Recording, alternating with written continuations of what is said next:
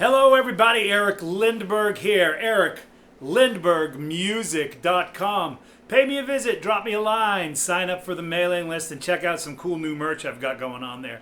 I've got everything from coasters to underpants, and you better believe that's true.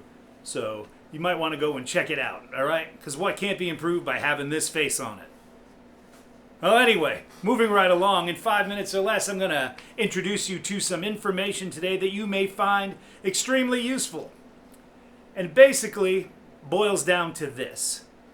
If you play the same notes over two different chords, you're playing two different ideas. If the chord changes and you don't, you're playing two different ideas. If you want the same tonality over subsequent chords or something close to it, you have to change notes to fit the chords. In other words, the notes that you play don't exist in a vacuum, yet very often we treat them as if they do.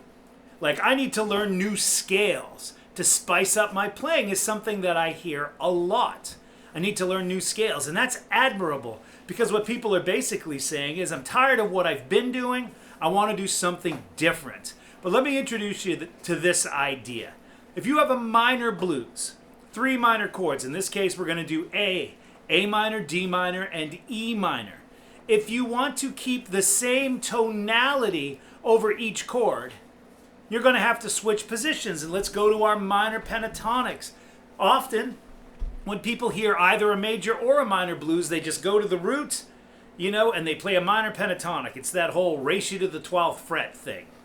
All right, but now let's imagine that we're going to treat each chord with a new device, all right, in order to keep the tonality similar as the song progresses. So over the A chord, we're going to be here on the 5th fret, we're going to play the A minor pentatonic position 1, the one pretty much every electric guitarist learns first, or very close to first. When we transition to the D minor chord, we're going to stay on the same fret, but we're going to play position 4, making it a D minor pentatonic starting on A. And then when we go to the E minor, we're going to play position 3, right? Which is this one. And that is the E minor pentatonic position 3 starting on the same fret. So over each chord, we're going to be playing a different form of the minor pentatonic.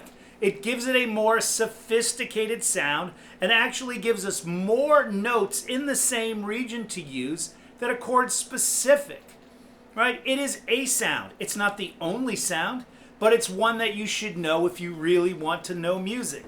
Let me kick on my buddy the looper and I will demonstrate. A minor, position 1. Not going to play fast, just listen.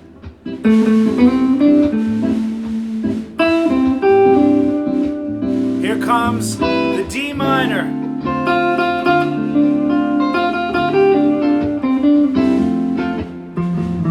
Back to position 1.